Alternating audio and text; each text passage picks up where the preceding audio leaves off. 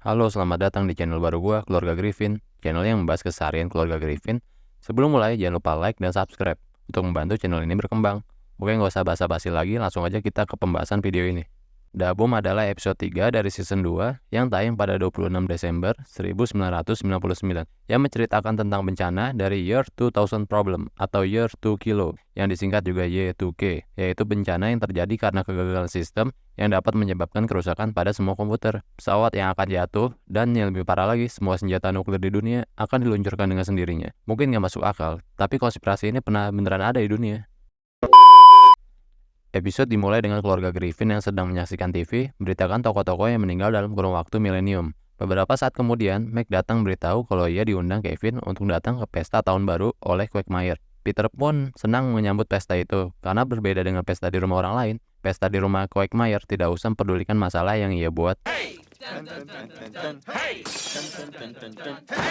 Scene pun dilanjutkan Peter yang selesai berbelanja untuk pesta tahun baru. Saat ingin pulang, langkahnya dihentikan oleh maskot ayam yang menawarkan kupon. Namun Peter menolak kupon tersebut karena pengalaman buruk yang dialami sebelumnya. Ia pun mulai flashback ketika ditawarkan kupon oleh ayam besar yang ternyata sudah expired. Dan hal ini berujung perkalian yang luar biasa. Melihat Peter yang terlihat sudah seperti menang melawan ayam, namun sang ayam terlihat masih hidup. Dan flashback pun selesai. Peter pun lalu memberitahu maskot ayam untuk lain waktu saja menawarkan kuponnya. Namun maskot ayam bilang tidak ada waktu lagi karena dunia akan berakhir tengah malam, Y2K. Lalu maskot ayam pun mulai menjelaskan apa itu Y2K dan bencana yang terjadi. Namun tanpa disangka, Peter tidak mendengarkan, malah ia menghampiri kelinci yang sedang memegang majalah. Lalu kita pun diperlihatkan oleh Peter yang sudah pulang dan ia langsung disambut oleh Cleveland dan temannya yang mengatakan tempat lokasi pesta tahun baru di rumah Quagmire. Namun tanpa disangka Peter justru memperingatkan temannya untuk melupakan pesta dan tentang bahaya Y2K yang ia dengar oleh maskot ayam. Forget the party, the world's gonna end. Y2K. I heard it from a chicken man. Dan tentu saja temannya yang tidak percaya hanya bisa mentertawakan Peter. Peter pun sedikit kesal karena temannya tidak percaya dan hanya bisa mendoakan mereka masuk surga. Baik sekali memang.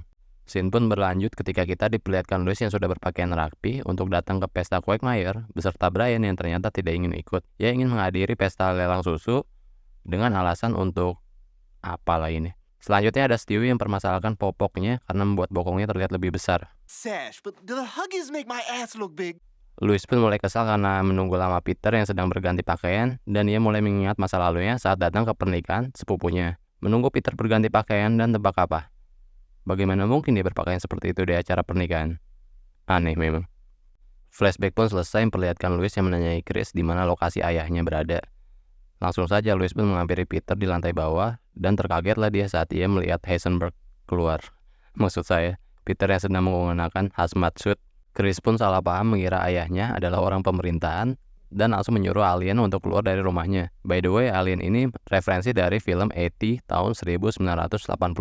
Peter pun langsung menyuruh semua keluarganya mengenakan pakaian anti radiasi yang sudah ia siapkan di bawah sana. Louis pun kesal karena perlakuan Peter yang berlebihan terhadap konspirasi konyol tersebut. Dan Peter pun memahami itu.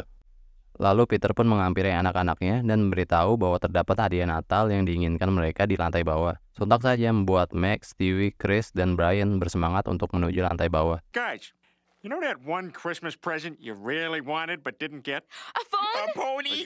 A dead Louis? Namun tidak untuk Louis yang sadar akal busuk Peter dan menyuruh anak-anaknya untuk kembali ke pesta. Peter pun lantas bertanya apakah Louis sedang hamil atau tidak. Dan segera membantu Louis untuk ke bawah ketika dirasa dia sedang tidak hamil.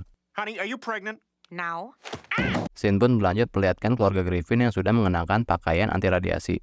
Diiringi celotehan Stewie yang kesal karena berpakaian seperti Neil Armstrong. Dan Brian pun seharusnya di Boston memberikan ceramah dan Meg yang seharusnya sedang akrab dengan Kevin. Louis pun mulai memarahi Peter dan seharusnya ia merasa malu karena mengacaukan rencana mereka. Dikarenakan konspirasi omong kosong yang ia percayai.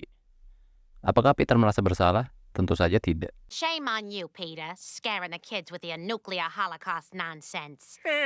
You said nuclear. It's nuclear, dummy. The S is silent. Dan kita pun melihat Chris yang sedang melihat TV yang sedang membawakan acara live hitungan mundur tahun baru. Dan hitungan mundur pun dimulai. 6, 5, 4, Hold on tight.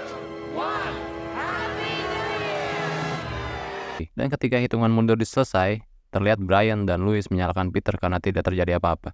Tunggu dulu.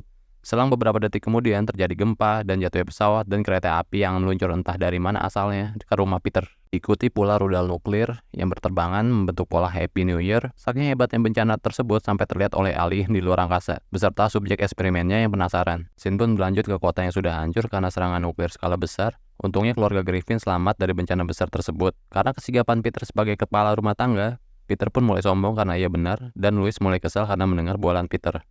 Just like there was no apocalypse, he shoots, he scores! Sementara itu Meg yang sedih karena ia akhirnya bisa berkencan dengan Kevin, namun asa Kevin malah menguap karena bencana tersebut. Sementara itu Chris tertawa dan beranggapan bahwa Kevin menguap hanya untuk menjadi alasan untuk tidak datang ke pesta bersama dengan Meg. Lalu Louis pun menengahi mereka untuk bersyukur telah selamat dan sehat dikarenakan bencana tersebut. Tak lama setelah itu terlihat keributan di depan rumah keluarga Griffin.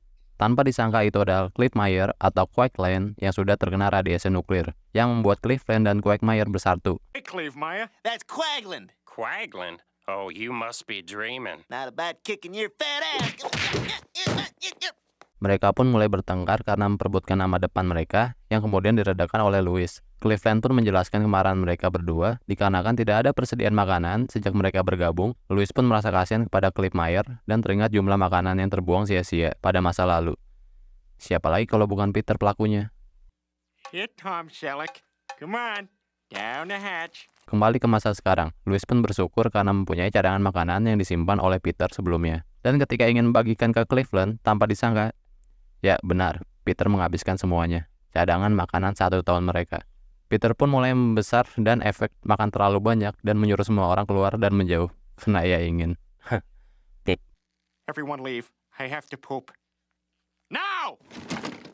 Scene pun berlanjut memperlihatkan Peter dan Brian yang sedang mengelilingi kota mencari pemakanan, sampai akhirnya Brian mencium bau barbecue ke arah kantor stasiun TV, dan melihat pembawa acara TV Tom dan Diana memakan daging barbecue, sambil membuat lelucon jika mereka harus memakannya lewat sumpit. Brian pun mengira bahwa daging yang dimakan Tom dan Diana adalah daging wartawan Asia bernama Tricia Tanakawa. Peter pun terkaget dan bilang mereka itu gila, karena Peter pikir mereka hanya akan lapar lagi 1 jam kemudian. Oh my God. They're eating Asian reporter Trisha Takanawa. That's crazy. They're just gonna be hungry again in an hour. Setelah gagal mencari makanan, Peter pun berniat meninggalkan kota. Chris pun bersemangat dan mengajak Woody tanamannya untuk ikut. Peter pun langsung menolaknya. Sementara Louis memberitahu Peter bahwa tanaman itu adalah sahabatnya Chris. Peter pun menjelaskan ke Louis kalau ia tidak mau repot-repot memberi makanan tanaman.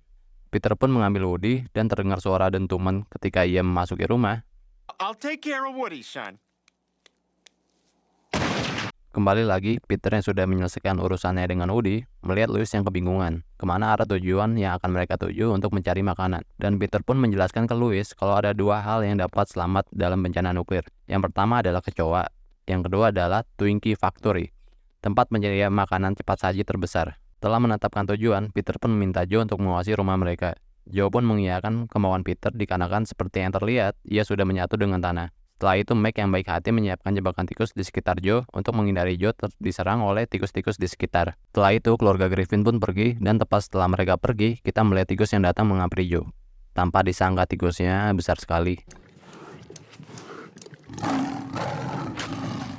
Bring it on! Kembali ke Peter saat sedang menuju perjalanan ke Twinkie Factory, tanpa disangka bensin mereka habis. Chris pun menunjuk sebuah rumah yang entah kenapa tidak terkena dampak bencana dan terlihat baik-baik saja. Lalu terlihat kakek tua yang menawarkan tempat tinggal dan sebuah apel untuk keluarga Griffin. Louis pun merasa lega mendengarnya karena sudah menemukan rumah baru, namun Peter menyangkalnya dan ingin tetap menuju Twinkie. Lalu keluarga Griffin pun berdebat. Namun saat mereka berdebat, kakek tua itu memberi peringatan jika ia ingin tinggal bersama mereka harus tahan dengan Randy. Randy Newman ialah seorang pria tua yang duduk sambil menyanyikan apapun yang ia lihat. Louis pun tidak mempermasalahkannya dan malah ia senang mendengar musik sambil menyantap sebuah makanan. Setelah itu Louis menuju pohon apel dan berniat untuk menyantapnya. Lalu diiringi dengan Randy Newman yang sedang bernyanyi mengikuti gerak-gerik Louis. Louis pun kesal melihat setiap gerak-geriknya dinyanyikan oleh Randy Newman seperti sebuah lagu dan menyuruh Peter untuk segera pergi. Randy Newman pun masih bernyanyi walau keluarga Griffin sudah menjauh. Kesal akan hal itu, Louis pun melempar apel yang sudah ia dapat dari pohon tersebut kepada Randy Newman hingga membuatnya terjatuh. Setelah perjalanan jauh, mereka akhirnya sampai di Natick, kota di mana tempat Twinkie berada. Namun yang terlihat adalah kota kosong yang tak berpenghuni. Stewie pun mulai kesal karena perjalanannya ia tempuh terasa sia-sia. dan mulai menggerutu tidak jelas sampai ia tidak sengaja masuk ke dalam kobangan limbah radiasi nuklir.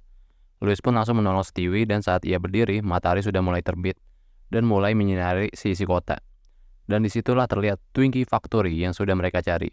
Keluarga Griffin pun dengan semangat menuju pabrik tersebut dan melihat persediaan makanan yang sangat banyak. Brian dan Louis pun bersyukur karena sudah tidak perlu memusingkan masalah makanan dan berharap bisa membangun rumah seperti dulu dan mengajak Joe dan warga lainnya untuk ikut membentuk kota baru. Dan dengan inilah Peter mendeklarasikan The New Quahog. Selang beberapa detik kemudian, diperlihatkan mutasi dari tubuh Stewie, efek dari terkena limbah radiasi nuklir, dan mengubah tangannya menjadi tentakel. Scene pun berlanjut ke warga kota yang sudah mulai bentuk kota baru ini. Dan diperlihatkan patung Peter yang menandakan ialah pemimpin baru di kota tersebut. Kita kembali ke rumah keluarga Griffin, dan di sini terlihat Stewie yang sudah bermutasi sepenuhnya menjadi manusia gurita. It's my big handsome boy. The devil are you talking about, handsome? I'm repugnant. I'm a radio bloody active freak. Oke, kita balik lagi. Kita diperlihatkan oleh Peter dan teman-temannya yang sedang bermain kartu, sampai akhirnya Brian perkenalkan orang baru yang ingin bergabung ke New Quahog. Peter pun menyambut orang baru itu dan menjelaskan kalau ia ingin bergabung, ia harus dapat pekerjaan. Pria itu pun menjelaskan kalau sebelum terjadi bencana tersebut, ia adalah seorang dokter. Dan Cleveland pun bersyukur karena kota ini sedang membutuhkan dokter. Namun Peter mencela omongan Cleveland dan memberitahu orang yang baru itu kalau ingin mendapatkan pekerjaan, ia harus mengikuti undian. Dan ya, tanpa disangka pria baru itu malah mendapatkan job sebagai badut kota. Sangat tidak masuk akal bukan? Seorang dokter disuruh menjadi badut. Aduh. Joe pun tidak terlihat senang dengan undian tersebut dan menyarankan agar pria itu tetap menjadi dokter. Dan Peter pun terlihat sedikit geram dan menjelaskan kalau ini adalah aturan dari The New Quahog. Semua warga harus mengikuti undian untuk mendapatkan pekerjaannya. These are the rules of New Quahog. Besides, that's how everyone else got their jobs. Go! You see, Doc, my back tooth is killing me. Peter pun dengan bangga bilang bahwa kota berjalan dengan baik, dan Cleveland pun membantah perkataan Peter bahwa itu karena warga yang bekerja dengan semangat. Dan Joe pun menambahkan kalau mereka telah membangun sekolah, rumah sakit, dan Brian pun berkata bahwa kota sudah memiliki semua yang dibutuhkan, dan tidak ada senjata, tidak ada kejahatan, dan tanpa disangka, perkataan itulah yang membuat Peter mempunyai ide baru, bahwa kota memerlukan senjata. Cleveland pun tidak setuju dan berkata jika senjata hanya mendatangkan masalah. Peter pun menjelaskan jika masalah itu datang, maka ia akan menyelesaikannya dengan senjata. Ia pun berpikir bagaimana nenek moyang mereka menyelesaikan masalah tanpa senjata. 9, 10, and turn.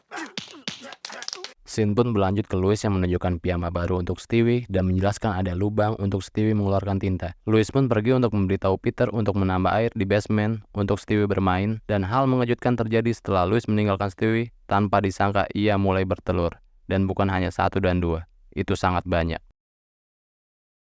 Kembali lagi ke Peter, terlihat ia sedang menyampaikan pidato di depan warga-warga. Tanpa disangka, Peter mengeluarkan senjata ke arah para warga, yang membuat mereka ketakutan. Louis pun mengadang Peter dan menanyakan dari mana ia mendapatkan senjata itu. Dan Peter menjelaskan bahwa ia mendaur ulang dari pipa saluran irigasi kota. Warga pun kesal karena Peter terus merusak pipa air hanya untuk membuat senjata. Dan protes pun berlanjut bahwa kota ini tidak membutuhkan senjata namun membutuhkan air dan makanan. Peter pun tidak terima hal itu dan bertegas bahwa ialah yang membuat kota baru dan juga menemukan Twinkie Factory.